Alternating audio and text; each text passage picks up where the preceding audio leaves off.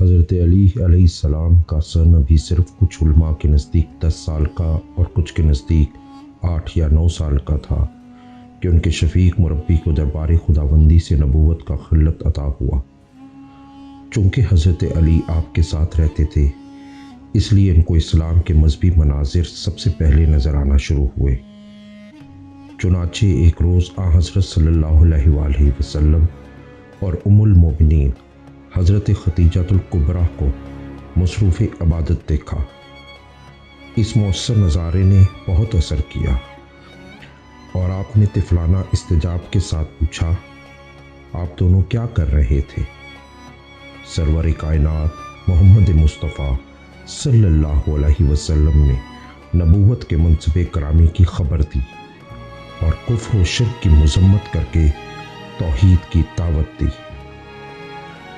آج سکھ میں تراندی فتھیریے، کیوں دلڑی اداس کھمیریے، لوں لوں وچ شوق چنگیریے، اج نینا لائیاں کیوں جھڑیاں۔ اہل سنت آئمہ کرام لکھتے ہیں، حضرت علی ابن ابی طالب نے عرض کیا، اپنے والد ابو طالب سے دریافت کرو اس کے متعلق، چونکہ سرور کائنات صلی اللہ علیہ وسلم کو ابھی اعلان عام منظور نہ تھا، اس لیے فرمایا کہ اگر تمہیں تأمل ہے تو خود غور کرو، لیکن کسی سے اس کا تذکرہ نہ کرنا۔ حضرت صلی اللہ علیہ وآلہ وسلم کی پرورش سے آپ کی فطرت سنور چکی تھی، توفیق الہی شامل ہوئی، اس لیے زیادہ غور و فکر کی ضرورت پیش نہ آئی اور دوسرے ہی دن بارگاہ نبوت میں حاضر ہو کر مشرف با اسلام ہو گئے۔ اس بارے میں اختلاف ہے کہ حضرت ختیجۃ الکبریٰ کے بعد سب سے پہلے کون ایمان لایا۔ بعض روایات سے حضرت ابوبکر صدیق رضی اللہ تعالیٰ عنہ کی اور بعض سے حضرت علی علیہ السلام کی اولیت ظاہر ہوتی ہے، اور بعضوں کے خیال میں حضرت زید بن حارث رضی اللہ تعالیٰ عنہ کا ایمان سب پر مقدم ہے۔ لیکن آئمہ اہل سنت اور اہل تشیع نے حضرت علی کرم اللہ وجہہ کے بارے میں مختلف کتابوں میں نقل کیا ہے کہ وہ سب سے پہلے اور وہ وہی شخصیت تھے جنہوں نے کبھی بت پرستی نہ کی تھی۔ لیکن محققین نے اختلاف سے بچنے کے لیے اور ان مختلف احادیث میں اس طرح تطبیق دی کہ ام المومنین حضرت ختیجہ الکبریٰ عورتوں میں، حضرت ابوبکر صدیق رضی اللہ تعالیٰ عنہ مردوں میں، حضرت زید بن حارث غلاموں میں اور حضرت علی علیہ السلام بچوں میں سب سے پہلے ایمان لائے۔ اس بات کو بھی ذہن نشین رکھا جائے جو اولیاء کرام نے متعدد جگہ نقل کیا ہے کہ جب سرکار دو جہاں محمد مصطفیٰ صلی اللہ علیہ وآلہ وسلم حرا میں عبادت کی خاطر جایا کرتے تھے تو علی بن ابی طالب ہی تھے جو روز مرہ کی اشیاء ان کو پہنچانے جایا کرتے تھے۔ یعنی حرا کی خلوت کے دیدار ہمارے نبی کریم پر آشکار ہو رہے تھے تو نبی کریم کے وسیلے سے اس کی شدت اور رعنائی سے علی ابن طالب بھی سرفراز ہو رہے تھے۔ اولیاء کرام کے نزدیک ظہور اقرا کہ پڑھ اور پھیلاؤ اس اسلام کو کہ وقت ہوا چاہتا ہے، نبی کریم پر حرا میں جب یہ واقعہ رونما ہوا تو ظہور کا شاہد موجود تھا۔ گویا ابراہیم خواب دیکھے اور اسماعیل سے مطالبہ کرے، مگر یہاں اسماعیل اپنے بچوں کے ہمراہ قربانی لیے حرا کی چوکھٹ میں کھڑا تھا۔ یوں سمجھیں میرا پیغمبر نبی کریم صلی اللہ علیہ وسلم ظہور دیکھ رہے تھے اور ایک محبوب جلوہ حسن و کمال میں مشغول تھا۔ مولانا جلال الدین رومی کے مطابق ہر لحظہ بشکل بتے عیار برآمد، دل برد نہاں شد، ہر دم بلباس دگر آیار برآمد، کہ پیر و جوان شد، خود کوزا و خود کوزا گرو خود کلے کوزا، خود ہند سبو کش، خود پر سریاں کوزا خریدار برآمد، بشکشتار و رواں شد۔ وہ رسول اللہ صلی اللہ علیہ وسلم کی خدمت میں ابو طالب سے پوشیدہ آیا کرتے تھے اور اپنے اسلام کو رسول اللہ صلی اللہ علیہ وسلم کی منشا کے مطابق ظاہر نہیں کیا کرتے تھے۔ پہلا شخص جس نے رسول اللہ صلی اللہ علیہ وسلم کے ساتھ نماز ادا کی وہ یقیناً علی علیہ السلام ہی تھے۔ گویا آپ نے نماز کی نیت اس دن ہی باندھ لی جب سرکار دو جہاں نے پہلی امامت فرمائی اور اعلان فرما دیا کہ کائنات ارضی پر کہ میں آخری نبی اور علی پہلا اور آخری امام ہے۔ جب نماز کا وقت آتا رسول اللہ صلی اللہ علیہ وسلم مکہ کی کسی گھاٹی میں جا کر عبادت کرتے اور آپ صلی اللہ علیہ وسلم کے ساتھ علی بھی اپنے والد، چچا صاحبان اور تمام افراد خاندان سے چھپ کر آ جاتے اور تمام نمازیں رسول اللہ صلی اللہ علیہ وسلم کے ساتھ ادا کرتے اور شام ہو جاتی تو گھر واپس آ جاتے۔ یہ سلسلہ جب تک اللہ کو منظور تھا جاری رہا۔ ایک دن جب کہ یہ دونوں وادی نخلا میں آپ سرکار دو جہاں اور مولائے کائنات نماز پڑھ رہے تھے، آپ کے والد ابو طالب نے دیکھ لیا۔ ابو طالب نے رسول اللہ صلی اللہ علیہ وسلم سے پوچھا، عزیز من، یہ کون سا دین ہے جس کی تم پیروی کرتے ہو؟ آپ صلی اللہ علیہ وسلم نے جواب دیا، ام محترم، یہ اللہ کا اور اللہ کے فرشتوں کا، اس کے پیغمبروں کا اور ہمارے جد امجد حضرت ابراہیم علیہ السلام کا دین ہے۔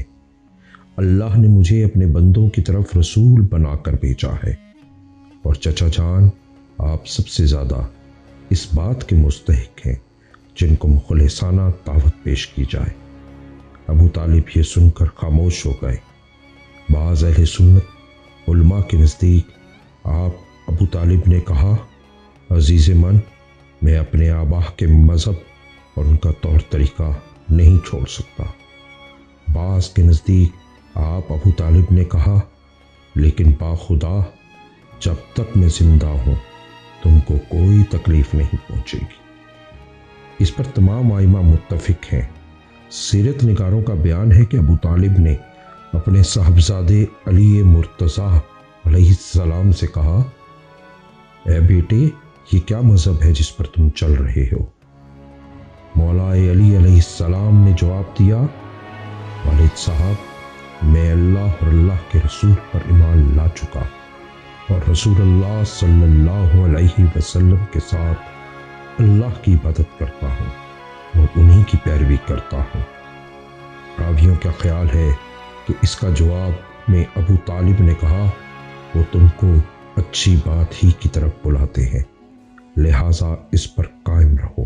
اگر اس واقعے پر غور کرے تو اس حدیث کو روایت میں لانے والے بتانا چاہ رہے تھے کہ علی کو کرم اللہ وجہ پر قائم کرنے والے آپ کے والد حضرت ابو طالب ہی تھے۔ اس صورت میں جان آکھاں، جانان کے جانی جہاں آکھاں، سچ آکھاں تے رب دی شان آکھاں، جس شان تو شاناں سب بڑیاں۔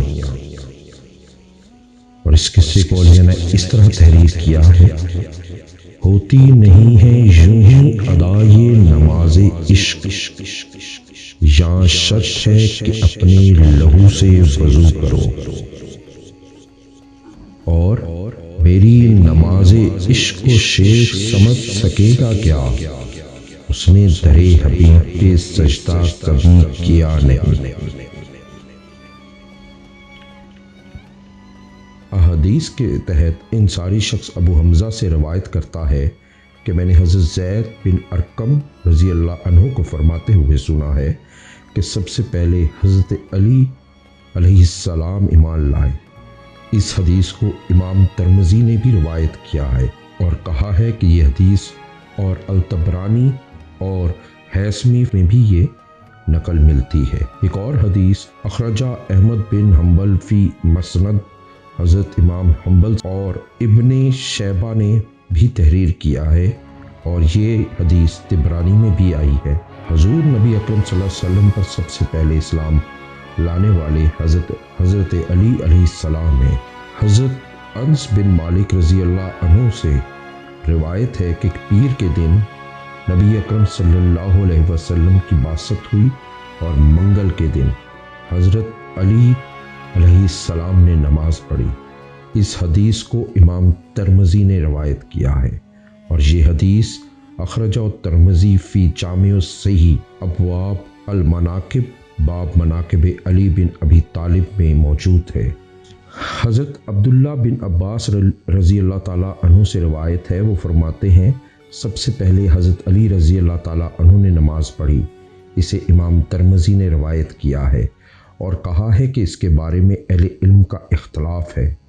بعض نے کہا سب سے پہلے ابو بکر صدیق رضی اللہ تعالیٰ عنہ اسلام لائے، اور بعض نے کہا سب سے پہلے حضرت علی علیہ السلام اسلام لائے، جبکہ بعض محدثین کا کہنا ہے کہ مردوں میں سب سے پہلے اسلام لانے والے ابو بکر رضی اللہ تعالیٰ عنہ، اور بچوں میں سب سے پہلے اسلام لانے والے علی علیہ السلام تھے، کیونکہ وہ 8 برس کی عمر میں اسلام لائے، اور عورتوں میں سب سے پہلے مشرف با اسلام ہونے والی خاتون حضرت خدیجہ الکبریٰ رضی اللہ تعالیٰ عنہ تھیں۔ یہ حدیث اخرج الترمذی فی الجامع الصحیح۔ ایک اور حدیث حضرت امام حنبل، ابن عاصم حیثمی اور ابن سعد فی طبقات الکبریٰ میں موجود ہے۔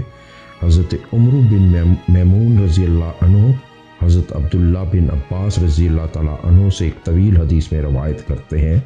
انہوں نے فرمایا حضرت خدیجہ رضی اللہ تعالیٰ عنہ کے بعد حضرت علی علیہ السلام لوگوں میں سب سے پہلے اسلام لانے والے ہیں۔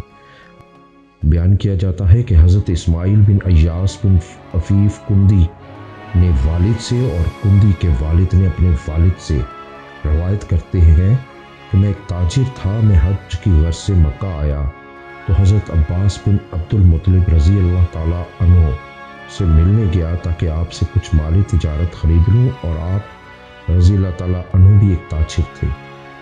باخدا میں آپ رضی اللہ تعالیٰ عنہ کے پاس مینا میں تھا کہ اچانک ایک آدمی اپنے قریبی خیمہ سے نکلا۔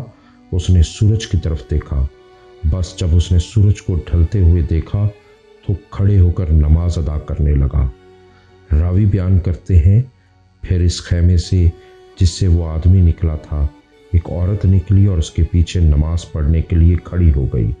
پھر اسی خیمے سے ایک لڑکا جو قریب البلوغ تھا نکلا اور شخص کے ساتھ کھڑا ہو کر نماز پڑھنے لگا۔ راوی بیان کرتے ہیں کہ میں نے حضرت عباس رضی اللہ تعالیٰ عنہ سے کہا اے عباس یہ کون ہے؟ تو انہوں نے کہا یہ میرا بھتیجا محمد بن عبداللہ بن عبد المطلب ہے۔ میں نے پوچھا یہ عورت کون ہے؟ انہوں نے کہا یہ ان کی بیوی خدیجہ ہے۔ میں نے پوچھا یہ نوجوان کون ہے؟ تو انہوں نے کہا علی بن ابی طالب ہے۔ راوی کہتے ہیں پھر میں نے پوچھا کہ یہ کیا کام کر رہے ہیں؟ تو انہوں نے کہا یہ نماز پڑھ رہے ہیں۔ ان کا خیال ہے کہ یہ نبی ہیں، حالانکہ ان کی اتباع سوائے ان کی بیوی اور چچا زاد اس نوجوان کے کوئی نہیں کرتا، اور وہ یہ بھی گمان کرتے ہیں کہ عنقریب کیسر و کسریٰ کے خزانے ان کے لیے کھول دیے جائیں گے۔ راوی بیان کرتا ہے عفیف جو کہ اشعث بن قیس کے بیٹے ہیں، وہ کہتے ہیں کہ وہ اس کے بعد اسلام لائے، بس اس کا اسلام لانا اچھا ہے، مگر کاش اللہ تبارک و تعالیٰ اس دن مجھے اسلام کی دولت عطا فرما دیتا تو میں علی علیہ السلام کے ساتھ تیسرا اسلام قبول کرنے والا شخص بن جاتا۔ اس حدیث کو بھی امام احمد بن حنبل نے روایت کیا ہے۔ ایک اور حدیث رقم کرتے ہوئے امام احمد بن حنبل لکھتے ہیں حضرت حبا ارنی رضی اللہ تعالیٰ عنہ سے روایت ہے، وہ کہتے ہیں میں نے علی علیہ السلام کو فرماتے ہوئے سنا میں وہ پہلا شخص ہوں جس نے حضور نبی اکرم صلی اللہ علیہ وآلہ وسلم کے ساتھ نماز پڑھی۔ حیثمی اور حضرت امام احمد بن حنبل نے ایک حدیث نقل کرتے ہوئے لکھا ہے حضرت حبا ارنی رضی اللہ تعالیٰ عنہ بیان کرتے ہیں کہ میں نے علی علیہ السلام کو ممبر پر ہنستے ہوئے دیکھا، اور میں نے کبھی بھی آپ علیہ السلام کو اس سے زیادہ ہنستے ہوئے نہیں دیکھا، یہاں تک کہ آپ علیہ السلام کے دانت نظر آنے لگے۔ پھر آپ علیہ السلام نے فرمایا مجھے اپنے والد ابو طالب کا قول یاد آتا ہے۔ ایک دن وہ ہمارے پاس آئے جبکہ میں حضور نبی اکرم صلی اللہ علیہ وآلہ وسلم کے ساتھ تھا اور ہم وادی نخلا میں نماز ادا کر رہے تھے۔ بس انہوں نے کہا، اے میرے بھتیجے، آپ کیا کرتے ہیں؟ حضور نبی اکرم صلی اللہ علیہ وآلہ وسلم نے آپ کو اسلام کی دعوت دی۔ تو انہوں نے کہا، جو کچھ آپ کر رہے ہیں یا کہہ رہے ہیں اس میں کوئی حرج نہیں، لیکن آپ کبھی بھی تجربے میں میری عمر سے زیادہ نہیں ہو سکتے۔ بس حضرت علی علیہ السلام اپنے والد کی اس بات پر ہنس دیے اور فرمایا، اے اللہ، میں نہیں جانتا کہ مجھ سے پہلے اس امت کے کسی اور فرد نے تیری اتنی عبادت کی ہو سوائے تیرے نبی اکرم صلی اللہ علیہ وآلہ وسلم کے۔ یہ 3 مرتبہ دہرایا، پھر فرمایا، تحقیق میں نے آمۃ الناس کے نماز پڑھنے سے 7 سال پہلے نماز ادا کی۔ ابن ابی شیبہ ایک حدیث نقل کرتے ہوئے لکھتے ہیں کہ حضرت سلمان فارسی رضی اللہ تعالیٰ عنہ سے روایت ہے، وہ بیان کرتے ہیں کہ امت میں سب سے پہلے غوث و کوثر پر حضور نبی اکرم صلی اللہ علیہ وآلہ وسلم کی خدمت میں حاضر ہونے والا اسلام لانے میں سب سے اول علی بن ابی طالب علیہ السلام ہے۔ اسی حدیث کو امام طبرانی اور حیثمی نے بھی روایت کیا ہے۔